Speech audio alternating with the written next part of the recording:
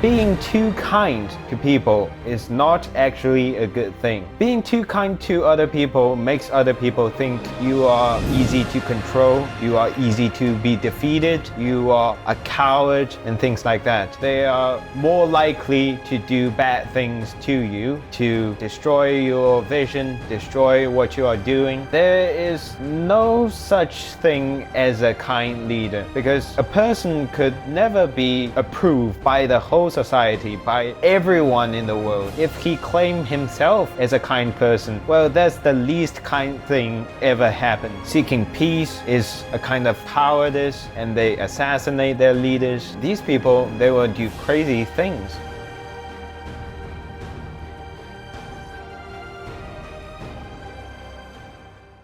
Welcome to the Hao Cast interview, Mr. Andrew. I'm very happy to have you on the interview with me today. I'm glad that this is our second interview on the Hao Cast channel, and I'm happy to have you here.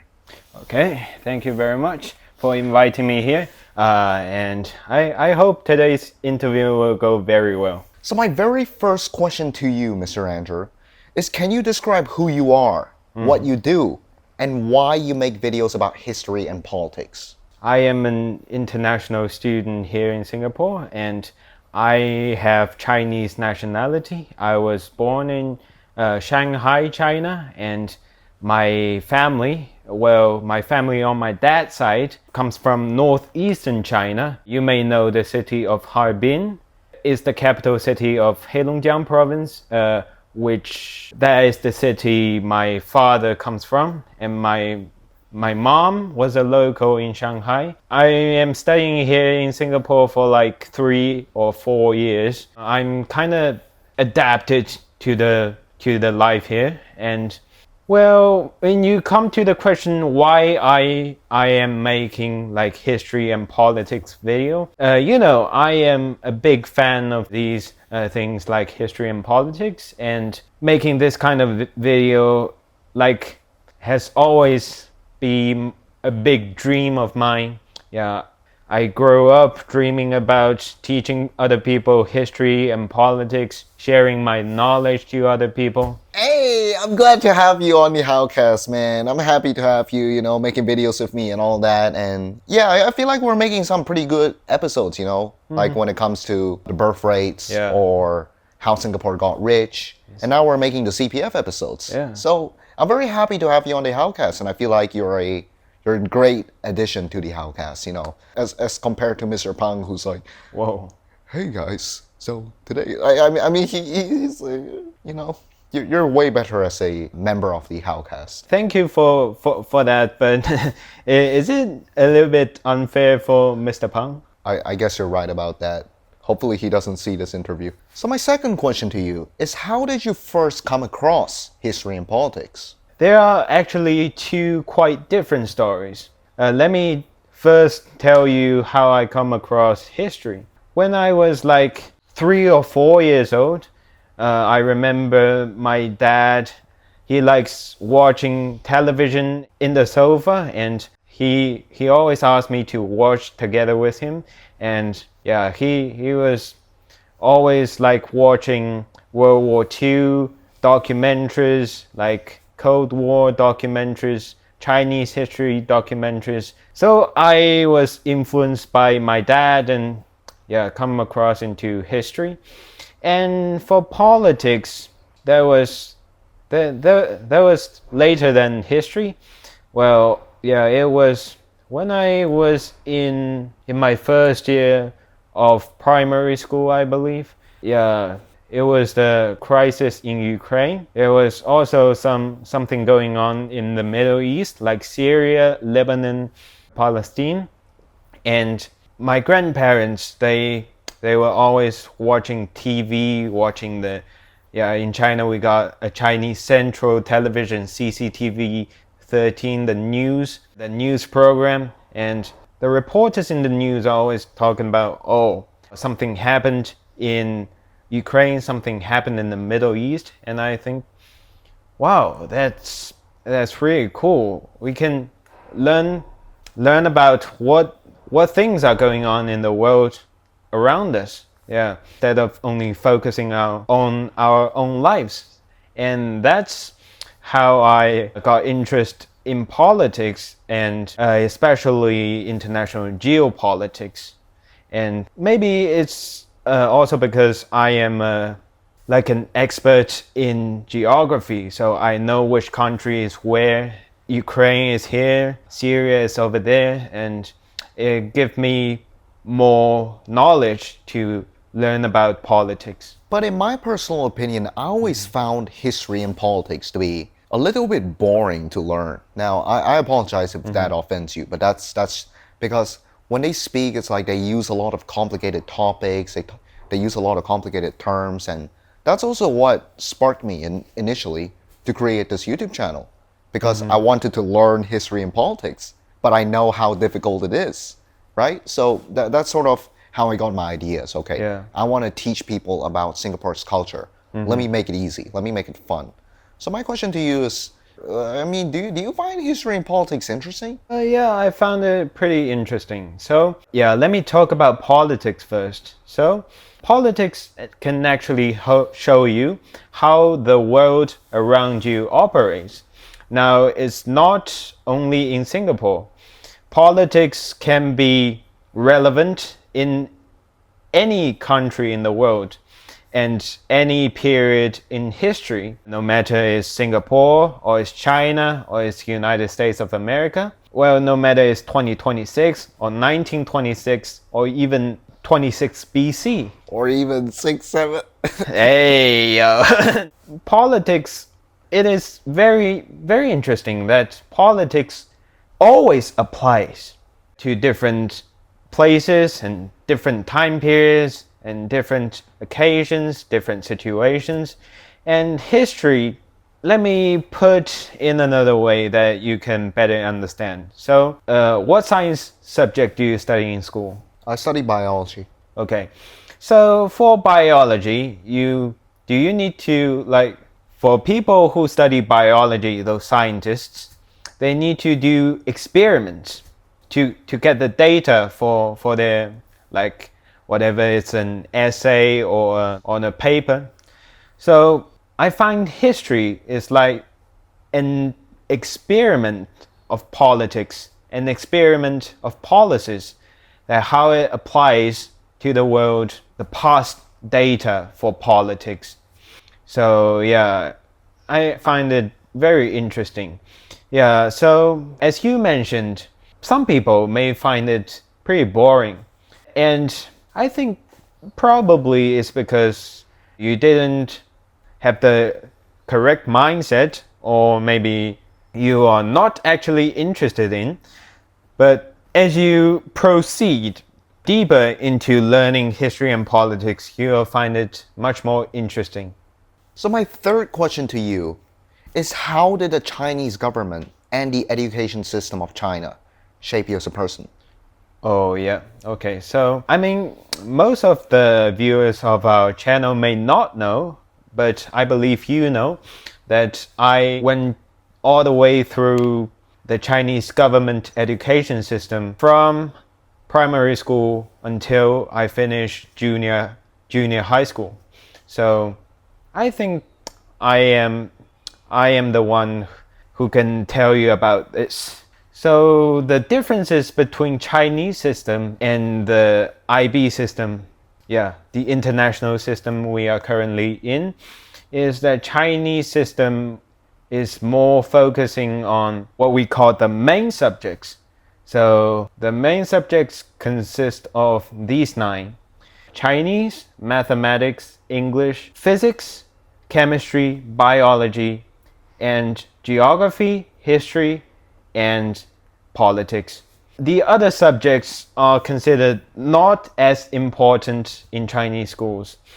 And Chinese schools are more concept based than critical thinking based. So what Chinese school asks you to do is they will ask you to memorize all the concepts and master all the syllabus. But when it comes to critical thinking, it may not be so relevant in Chinese systems. And there is one special subject in the Chinese system, which is politics. Yeah, let me just briefly introduce you about this politics. So the Chinese type of politics that we teach in the government schools are not the thing like, oh, what is liberty, what is fascism, what is, oh, democracy. But we actually did come across a little bit to democracy. It's all about communism. It's all about Mao Zedong thoughts, Deng Xiaoping, and all the Chinese government figures and how the Chinese government works. So it gives me a style of thinking of communism. Yeah. And I think it affects my thinking to a very big degree. That's very interesting because now I understand like where your knowledge and your worldviews where they come from. So my fourth question to you is what are the main differences between Singapore and China?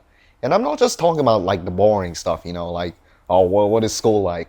It's like when are you in China? What kind of foods were you eating? What do you do on the weekends? Oh, okay. Well, what about now in Singapore? Well, what food do you eat? All of that. When I first came to Singapore, the first impression to me is that Singapore is really hot.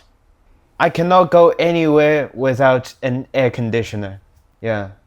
So in China, sometimes it is hotter than Singapore. Maybe sometimes in summer it could reach 40 degrees Celsius. But yeah, in my hometown, it's not that bad. The maximum temperature, 32. The lowest temperature in my hometown. Let me say 10 Celsius. Oh, 10 Celsius is bad. When I went back to China and it was 10 Celsius, it was Negative 25. negative 20. Bro, so if let's say you pour yourself a hot cup of like hot Milo, hot chocolate, does it become iced chocolate or something? On the extreme days, it could be like Oh that. my goodness.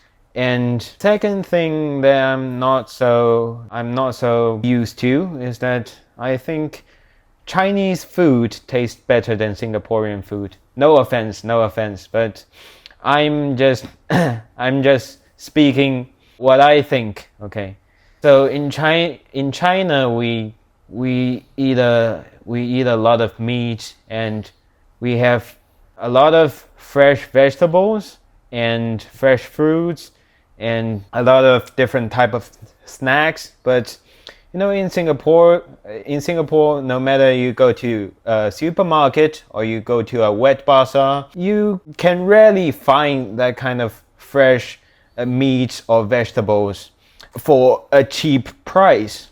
Even if you can buy them, it's not as fresh as in China. So yeah, it makes me a lot. Yeah, it troubles me a lot, and that's why I don't usually eat out. And most of the times, me and my dad will cook at home. And one more thing is that, yeah, in China, I've got a lot of friends and things like that. But in Singapore, my friend circle is not as big as before. I don't want to go, yeah, I didn't ignore you. I just say, yeah, in China, I used to have like 30 or 40 friends, but in Singapore, I only have like 5, including you and some friends of my dad and my relatives here. And yeah. And Jason. Oh, yeah, and Jason. And because of the weather here is so hot, man, I don't wanna go out. Yeah, speaking about hot weather, I don't know if you know something crazy. What? But in Singapore school, they don't let you use the air conditioner. Do they have air conditioner? They do, but they don't. Okay, well, not really. So it's like the only thing they give you is fan. That's it. No air conditioner. A kind of ceiling fan? Yeah, that's it. So it's crazy. It's like it's so hot and no air conditioner. Yeah, in China it's almost the same. Yeah, each classroom has 2 air conditioners, one in front, one behind, and during the summer no one is allowed to touch the remote controller. So you have air conditioners. We don't even have them. But you know something crazy? when I first came to this school that I studied with you together, I was in air conditioner, and I was like, man, it's so cold. Because in Singapore school, I've only really been like using the fan, you know. So it's like when I first experienced air conditioner, I was like, how are you guys able to function in this? I literally don't understand. You're But like now freezing, right? I was freezing. And then now that I got used to it, then yeah, I can't go anywhere without air conditioner. It's crazy. Yeah, maybe next time you should experience the minus 25-degree weather in China when you sit in the classroom and you are not allowed to use air conditioner. Do you want to Yeah. experience that? Minus 20, what? Minus 25. Minus 25 degrees, but you're not allowed to use the air conditioner. Why would I use the air conditioner? It'll make it colder. No, like hot wind air conditioner. Hot wind? Yeah. First time I'm hearing about it. What do you mean hot wind? The air conditioner can generate hot wind. What the hell? Okay, this might be a culture difference, but because I'm in Singapore, there's no such thing as a hot wind air conditioner. There's only cold wind because that's the point. In North China, there's also central heating. Yeah, this is my first time hearing about this. I've never been to winter before. Never seen any snow in my life. Not even when you go back to China. Never. I wish to see snow one day, but I've never seen any snow before. Yeah, maybe you should come to my hometown one day. Hey, invite me, man. Hao Cast in Yeah, I Mr. will. Andrew's house. Say 恭喜发财 to Andrew's grandmother. She gives me red packet as well, man. Yeah, that would be good. We do China winter vlog together. Yeah, you get Andrew's grandmother's red packet. Doesn't man. seem very happy about it. That might be my money.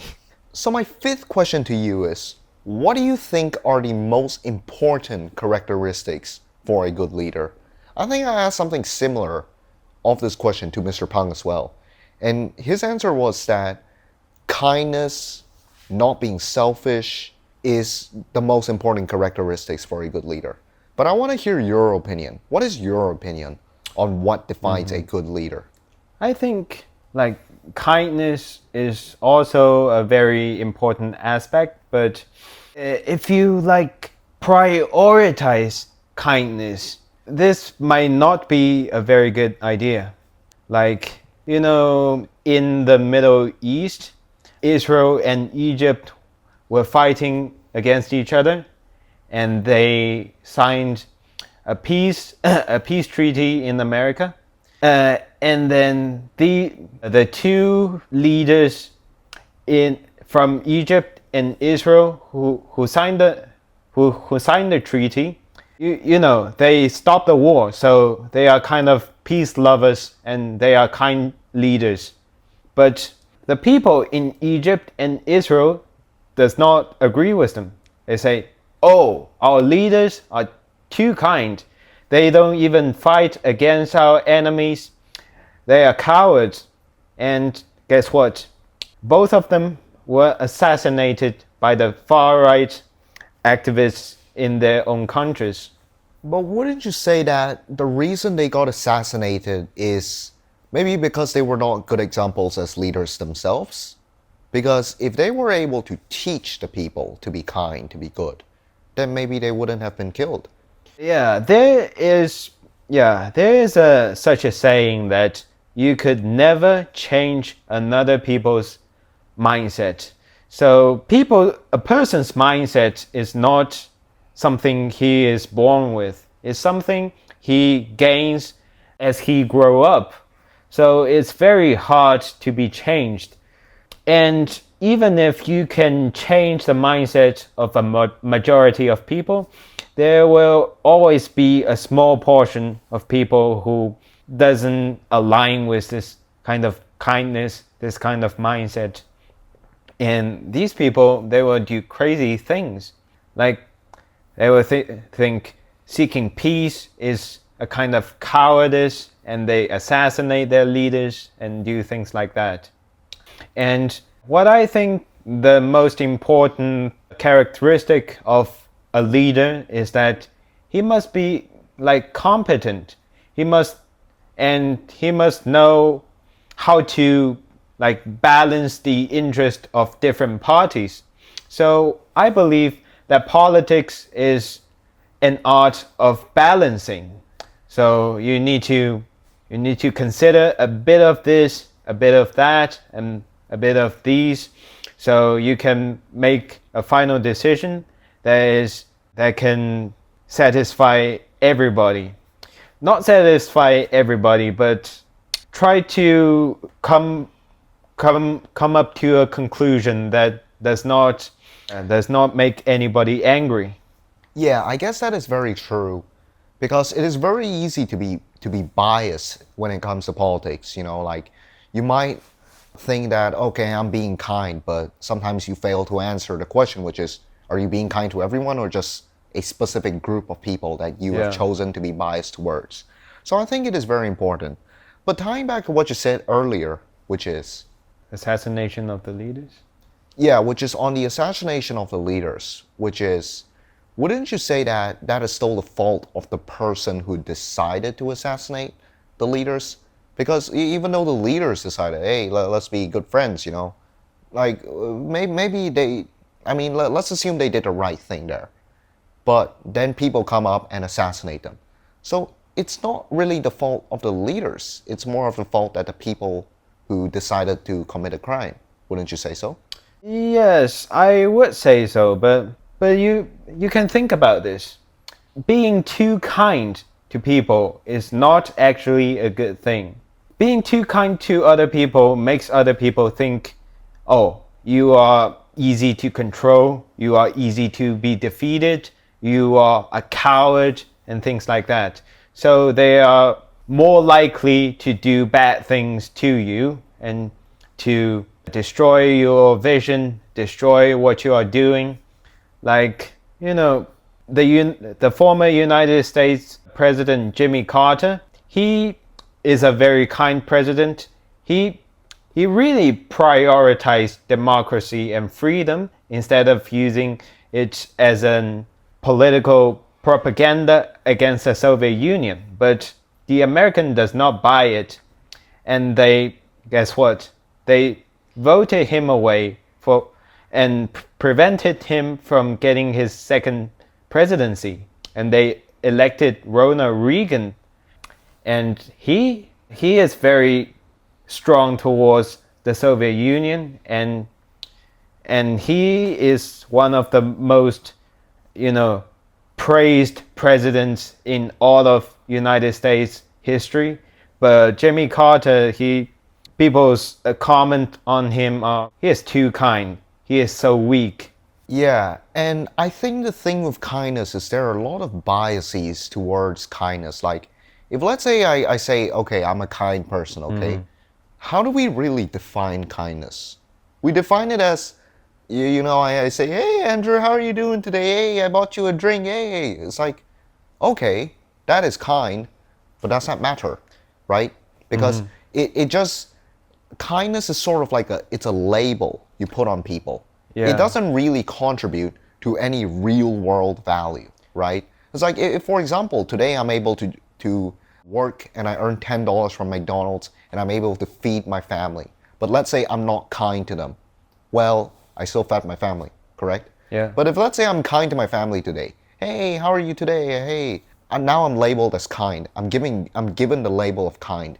But did I actually fix any real world problems? Did I actually accommodate real world things? No, not really. Yeah, and as Hugh said, kind is a label that someone else gives you, and everybody have their different definition to kindness.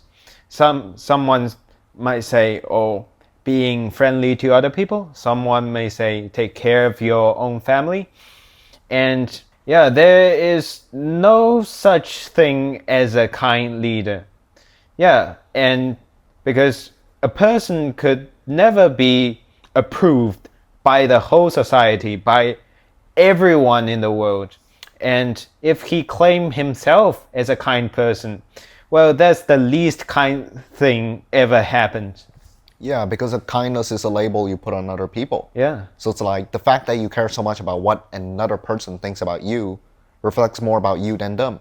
It reflects that you only care about labels, right? Yeah, it reflects that you are selfish. My sixth question to you is, what do you think are the primary roles that every government should have, or at least every government should aim to have? Every government should aim to keep the society running, to keep the society stable, and the development of economic power and international influences. And more importantly, you need to balance the needs and the interest of all parties, as I always say.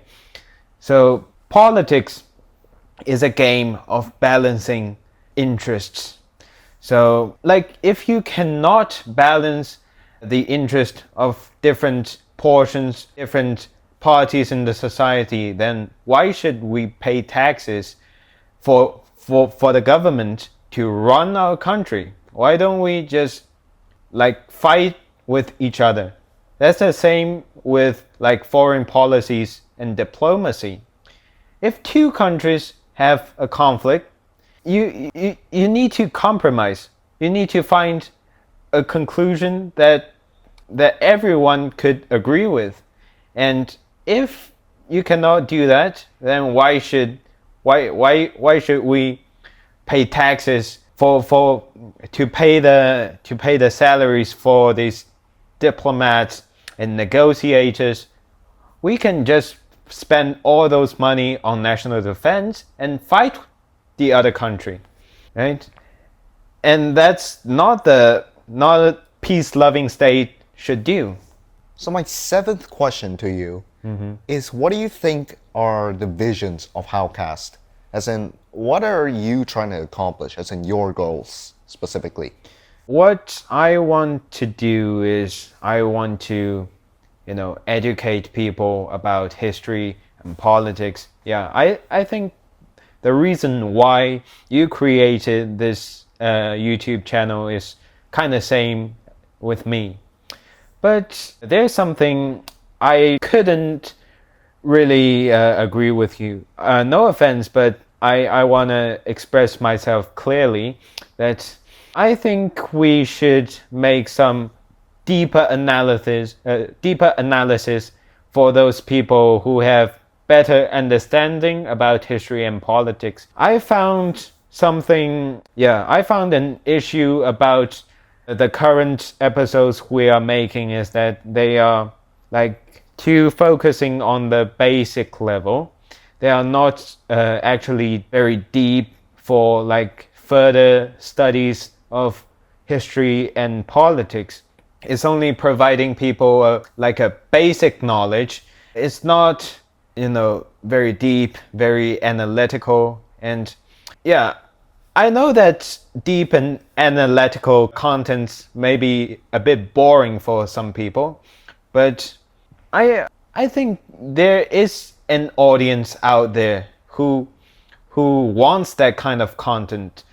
And yeah, as you know, we are able to make that kind of content. I think we should make more deeper analytical and like this kind of content rather than really focusing on the basic level. I don't mean cancel all the basic level stuff, but we could probably make 1 or 2 episodes and try if it's possible.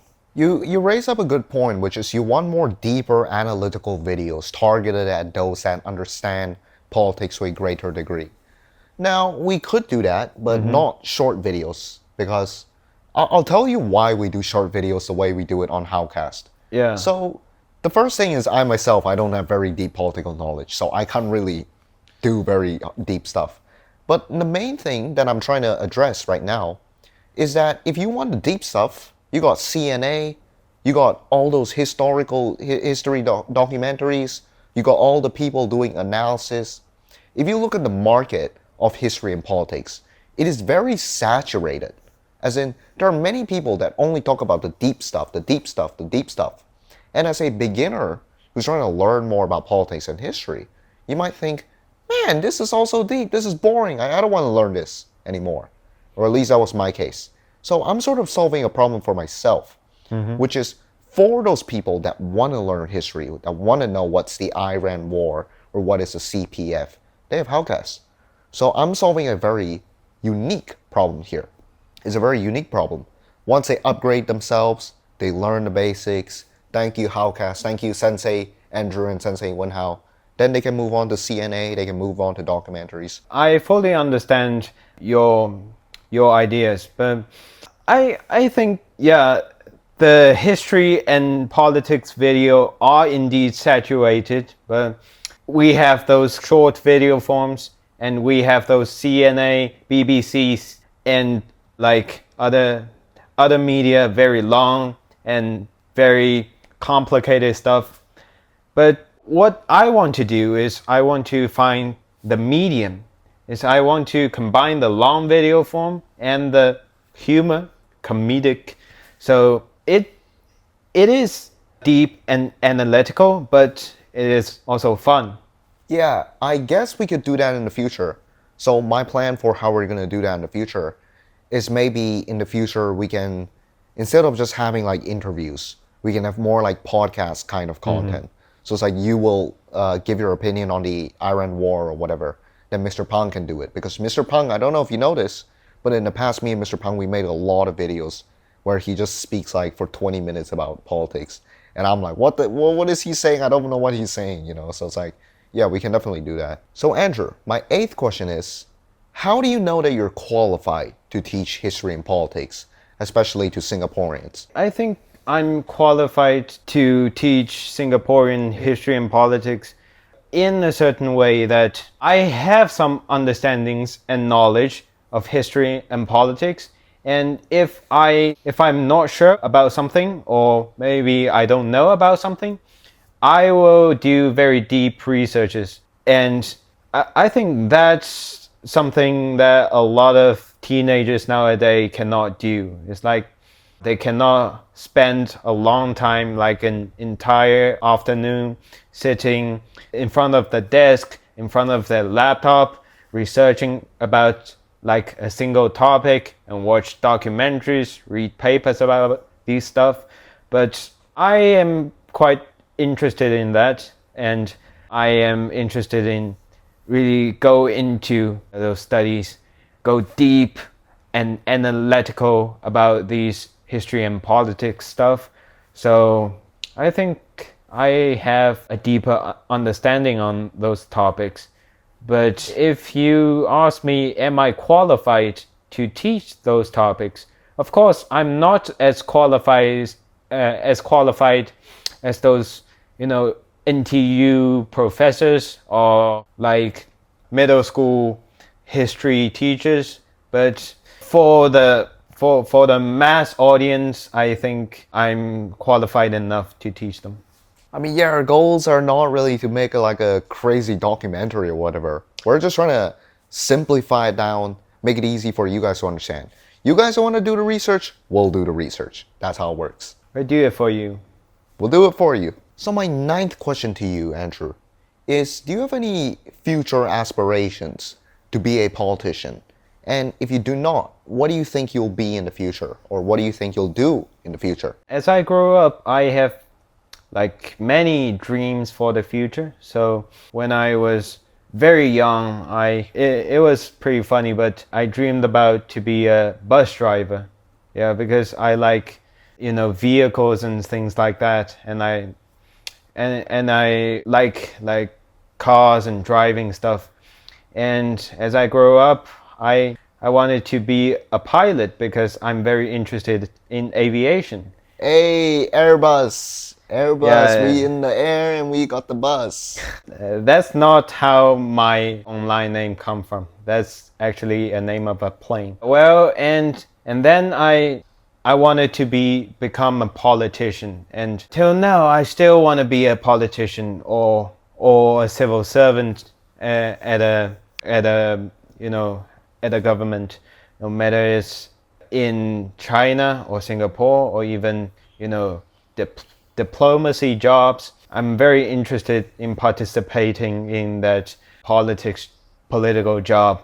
So yeah, I hope I can achieve that goal, but If not, I guess I'll just go back to drive taxis or be a tour guide or something like that. So my 10th question is, what are your top 10 foods that start with the letter A? Oh my god. I don't even know what food starts with the letter A. Like apple, apple number 2, apple number 3, apple number 4, apple number 5. No, you can't just say apple over and over. Okay. Apple juice, apple pie, apple biscuits, apple cake, apple peel. 5 more. 5 more. Apple itself, apple seeds, You gotta say it, you gotta say it. apple candy, apple milkshake. Say it. Say the word. Say it. Admit the truth to the interview. Say ants. No! Say ants. No! I don't eat ants. You do. I only eat apple, apple, apple, apple. Okay, you got 9 items. What is your last? Okay. If you don't give me an answer within 15 seconds, it's ants. 1, 2, 3, 4, 5, 6, 7, 8, 6, apple 7. cake. So apple cake is your 10th item. Yeah. Okay, well now you guys know what is Andrew's top 10 A related words. Okay. But we didn't ask what is his top 11. It could be ants. We don't know. No, it will never be ant. Now what about number 12? No, stop asking about that. Now, before we end off for today, I would like to introduce you to the rapid fire section of this interview. Yeah. So, I will ask you a question. You can only respond with one word. History or politics? Politics. World War I or World War II? World War II. McD Friday or KFC Crazy Thursday? KFC Crazy Thursday. One word to describe yourself? Analytical. Ants or grasshoppers? What the hell? Ants or grasshoppers? Neither of these. So, do you want to explain like your answers? Like, Yeah, which one do you want to know?